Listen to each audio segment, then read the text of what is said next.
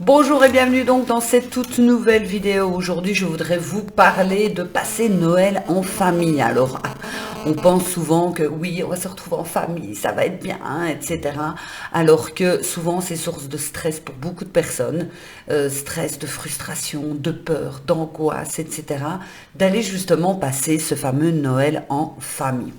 Pourquoi est-ce que c'est stressant en fait de passer Noël en famille? Eh bien, parce que dans toutes les familles, c'est pas rose comme les films de Noël. Alors ok, pour le moment, on est inondé de films de Noël. Je dois vous avouer que quand on en a vu deux, trois, c'est bon, là, on sature, hein.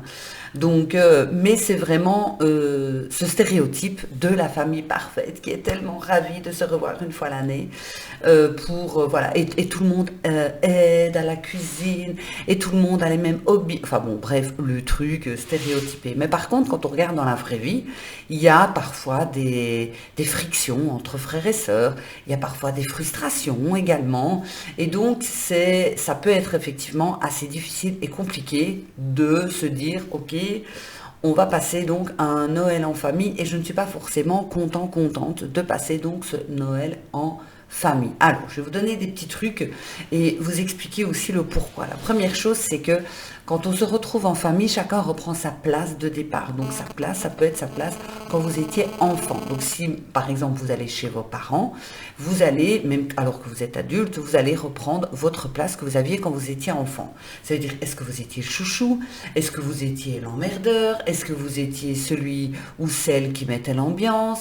Est-ce que vous étiez considéré comme, je sais pas, comme l'intello, par exemple? Et donc, inconsciemment et instinctivement, vous, vos frères et sœurs, vos parents, tout le monde va se remettre comme quand vous étiez donc enfant. Et c'est pour cela que les frictions sont exacerbées en plus, parce que peut-être que vous n'êtes plus comme quand vous étiez enfant et vous en avez marre qu'on vous colle cette étiquette, et aussi de voir que le jeu peut-être qui se passe entre vos parents, un autre frère et sœur, continue toujours et vous avez envie de dire mais c'est pas possible, stop, il faut arrêter là.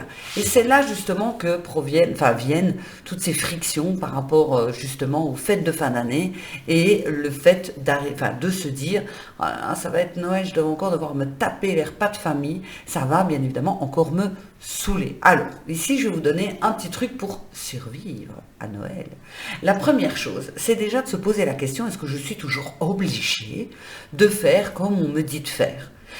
À la base, Noël est une fête où on est censé aider les autres, s'aimer les uns les autres. Ok, je sors les violons, mais bon, soit. Donc, c'est à vous de savoir si, pour une fois, vous n'avez peut-être pas envie de partager votre Noël avec le reste de la famille, peut-être de rester en petit comité chez vous. Pourquoi pas? Donc, la première chose, c'est de poser ses limites et de communiquer. De communiquer, ne compte pas sur nous cette année, par exemple, etc. Ou pourquoi pas de venir que pour le dessert. Enfin, à vous vraiment de voir et de vous positionner par rapport à tout cela. Ensuite, la deuxième chose, c'est de réapprendre ou d'apprendre, pour certaines personnes, à vous comporter dans le modèle adulte. Ça veut dire ce modèle adulte, je ne me comporte pas comme un enfant à ce repas de Noël chez mes parents, mais je me comporte comme une personne adulte. Ça veut dire que peu importe la réflexion que ma mère ou mon père va me sortir, moi je m'en fous, je suis adulte. Les réflexions de mes frères et sœurs, moi, je suis adulte. C'est eux qui se remettent dans ce truc de mes parents pensent que je suis encore un ou une gamine, donc un gamin, une gamine, et mes frères et sœurs essaient de me chambrer pour que je réagisse à l'émotionnel. Donc, tout ça, c'est inconscient. Tout ça fait partie, en fait, d'un schéma familial qui a été mis chez chacun, dans chaque famille, depuis très longtemps. Donc tout ça est inconscient, les gens ne s'en rendent pas forcément compte.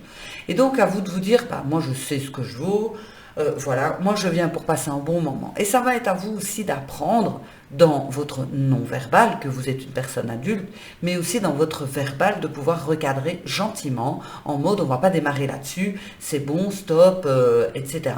Parce que sinon, vous risquez effectivement d'être frustré et après de dire oui mais moi les fêtes de Noël je n'y vais plus, ça me saoule et de toute façon c'est toujours l'autre qui est préféré et de toute façon moi ne m'écoute pas et de toute façon ma soeur ou mon frère il me saoule, il me casse les couilles, autant le dire.